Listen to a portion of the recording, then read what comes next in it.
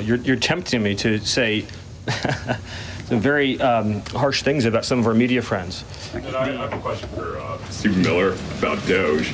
So you spoke about Doge. You said roughly $50 billion is set to be cut in a year of waste, fraud, and abuse by unelected bureaucrats.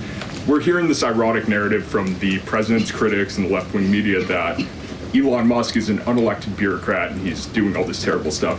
Isn't one of Doge's objectives to get rid of the federal bureaucracy, the deep state? And also, who was running the White House when Joe Biden was in office? Because I don't know a single person who believes it was Joe Biden. You're tempting me to say some very harsh things about some of our media friends.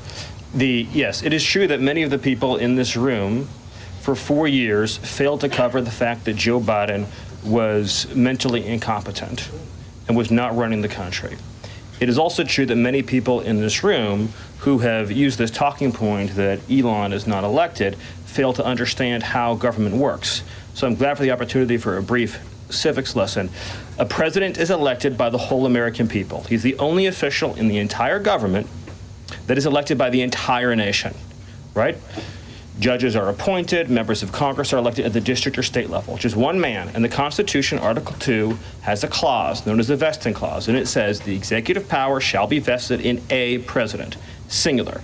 The whole will of democracy is imbued into the elected president. That president then appoints staff to then impose that democratic will onto the government. The threat to democracy, indeed the existential threat to democracy, is the unelected bureaucracy of lifetime tenured civil servants who believe they answer to no one, who believe they can do whatever they want without consequence, who believe they can set their own agenda no matter what Americans vote for.